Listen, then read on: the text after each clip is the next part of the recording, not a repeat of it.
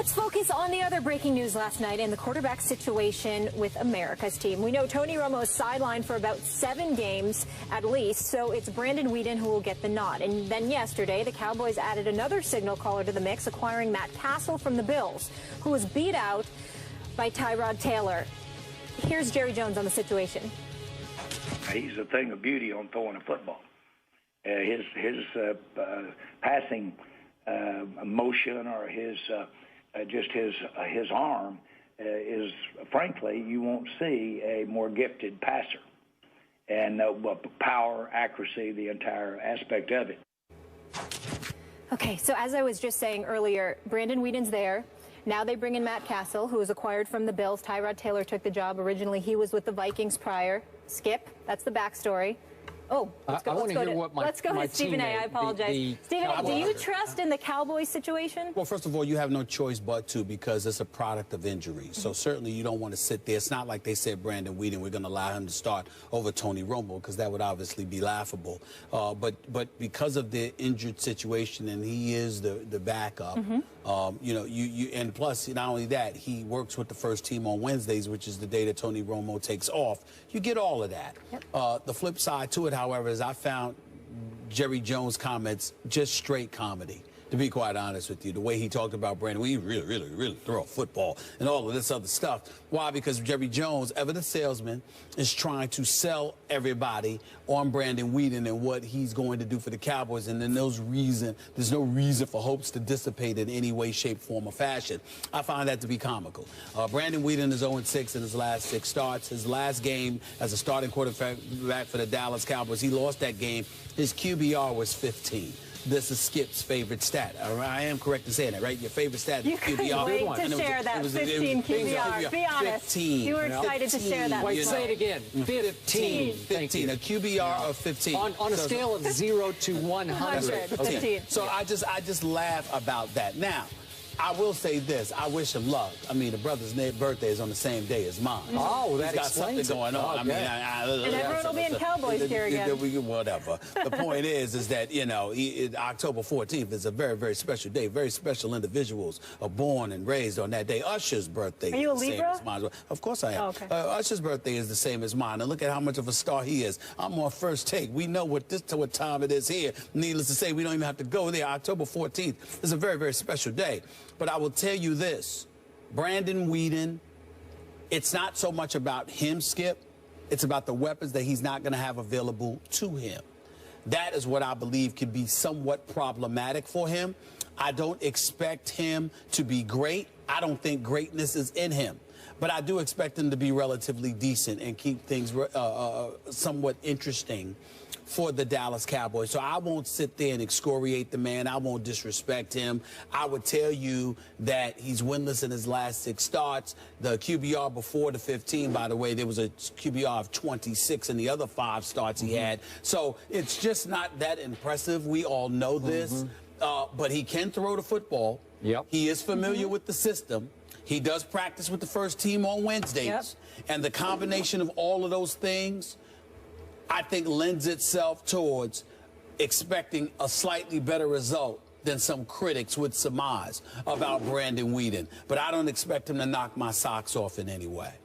Weeden or Castle? Which way would you go? I definitely go with Weeden over Castle. Well, Castle couldn't beat out Tyrod Taylor or E.J. Manuel. That's number 1. Number 2, he hasn't done anything in the NFL since his 1 season when Tom Brady went down in Game 1 against Kansas City back in 2008. In Kansas City. No, I'm just saying, he won 10 in Kansas City 1 year, but I've never been sold on Matt Castle. I'm not sold on him now.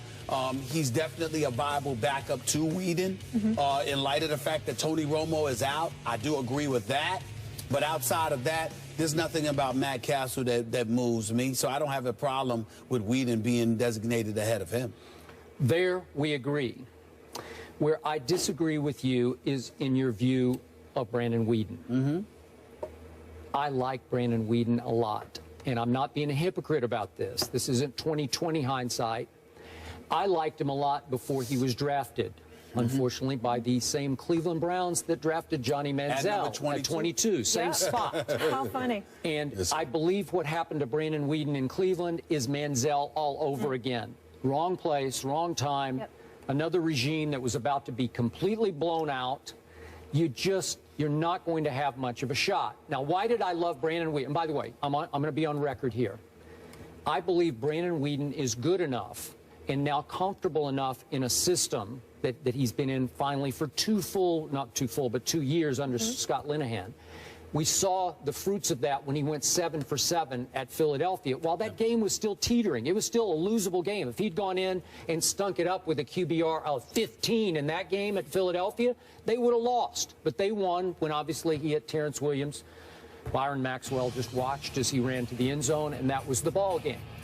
But I'm going to be on record here. I believe Brandon Weeden is good enough to beat Matt Ryan and the Atlanta Falcons and to go to Drew Brees, who has an arm issue, as his New Orleans Saints have unfathomably fallen all the way to 30th in our ESPN power rankings. Are you kidding me? I think Brandon Weeden with this Cowboy team is good enough to win the next 2 games for my Dallas Cowboys, right? Yep. Okay, now, when we go back to his last year at Oklahoma State, why did I love him going into the draft? Do you realize he went head-to-head with Robert Griffin III that year and outplayed him and beat him? And he went head-to-head with Ryan Tannehill, another first-round pick, head-to-head in College Station, outplayed him and beat him. He went head-to-head with Andrew Luck in the Fiesta Bowl. You could argue on outplayed, but he won the game in overtime, and I thought he played great in that game. 3 touchdowns to 1 interception. Luck had 2 to 1 interception. But it was the stats you could argue either way. But I thought Brandon stood up to Andrew Luck and ultimately won the game and outplayed him. He also beat Nick Foles that year and Landry Jones that year. So he had credentials to me. Now to what Jerry Jones said. You thought it was straight comedy? I thought it was straight truth. Jerry used the wrong word. He's then not. It wasn't straight truth. Okay, you won't see a more gifted passer, said Jerry Jones. If he had used the word thrower, it would have worked, because Brandon Weeden is a gifted thrower of the football. When you talk about passer of the football, now you're talking about reading defenses, hanging in the pocket under pressure, making the right choice, getting rid of the ball, blah, blah, blah, accuracy, all those things. But just on winging the football, he can make every throw, and he throws a sweet football. And by the way, your Yankees once upon a time drafted him in the 2nd round out of Edmond Santa Fe High School. Means nothing to me. He elected to go football. No, he didn't. He went to play baseball for like 4 or 5 years. Did he play for the Yankees? Yeah, played in the minor leagues. Well, that's what I'm saying. Okay. Well, you try. They picked him. They made him a bonus, let me tell you something. Right-handed pitcher. I don't know one single individual in the Yankees minor league system. When you ain't a Yankee until you make it up to the majors. But at one point, they thought they thought he was good enough. Again. Yeah. Okay, I don't count minor leaguers as a Yankee. Yeah. Let's be clear about that. That's number 1. Yeah. And number 2, Skip Bayless, let's also be clear about something here. You are a bit hypocritical.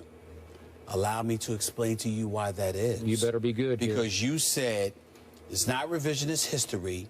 You were a supporter of Brandon Weeden coming out of college. Here's why you're hypocritical. Because with everybody else, QBR means everything to you. Why wouldn't it mean that much with Brandon Weeden? Now, I understand your explanations, but that reeks of hypocrisy, because when I see a guy with 5 starts in 2013 with a QBR that's at 24, I was wrong, I said 26, it was 24. Okay, the QBR is 24, all right? And then you follow that up with the following year with a QBR of 15, and Skip Bayless religiously lives by. I have been up here, literally on many occasions, pointing to my computer. I have been up here pointing to quarterback rating, and you have repeatedly said means nothing to me. I'm all about QBR. Am I right about that, Molly? QBR is his favorite stat. No. When I ask you a question, my dear, a yes or no will suffice. Is it not true that Skip Bayless has shoved aside quarterback ratings in favor of QBR? Yes or no, Molly? Oh, my goodness. You're unbelievable. You two let me answer. Yes. QBR. Yes. QBR. Unbelievable. And your point is what? Molly. And your point is what? My point is, if QBR means everything with everybody else, why is it that it does not? Hold on. You brought up QBR when it came to Tim Tebow in the 4th quarter against Aaron Rodgers. How are you going to ignore QBR when it comes to Brandon Weeden? You know what? How? I don't have time to do this right now, but if I did look up his 4th quarter QBR in Cleveland and those rookie year starts I think you would be very impressed with it. I'm just because There's a good story in USA Today I read from it. his current I read coordinator. it. I read it. It's Mark right here. Whipple Yeah. was his coordinator that year. Mark He's now the head Whipple. coach at UMass. Mark okay? Whipple. Okay. Whipple. Repeat that last name. Mark Whipple. I never heard of him, but go ahead. Go ahead. He raves about what Brandon did that year with obviously a bad football team. And he threw late passes that were dropped against Indianapolis, against Baltimore, and he took Dallas all the way to overtime at Dallas. He had some big games. He threw for 322 at Cincinnati, 364 at the Raiders. He could wing the football for a bad football team. No disrespect to Whipple. What is that? What his name? Yeah. Whipple. Yeah. Okay. No disrespect to Whipple. Where's Whipple at right now? He's the head coach at UMass. UMass. NFL. UMass. Come on now. I don't want to hear that because, listen, here's my thing. And it's not to disrespect Whipple. I'm sure that he's a good man, and I'm sure that he's going to be a good coach. Here's my issue. I don't take those quotes seriously because if Brandon Weeden stunk up the joint, would there be an article in USA Today of Coach Whipple talking about how he stunk? No. You just want to say something when it's something complimentary to say, or you want to sit there and pump him up. The fact remains is that most of us who have seen Brandon Weeden understand that he is a backup for a reason. And so because of that, all I'm saying is, look, he's surrounded by some good dudes who can play, who are tried and proven, especially if Jason Witten is out there. That's going to be a huge help to him this weekend. But in the end, a quarterback rating of 24 in his 5 starts in 2013 and 15 in his lone start last year with an 0-6 record in his last 6 starts as a quarterback, all right, does not bode well for your guy. Okay. These are facts. Okay, here's my fact. Okay. He came for Tony Romo in relief, made 4 out of 6 throws for 69 yards against Washington. Remember when Romo hurt his back? Yeah. Then the next week he had to start against Todd Bowles' defense at Jerry World. Arizona was on a roll, especially defensively, at 6-1 at that point.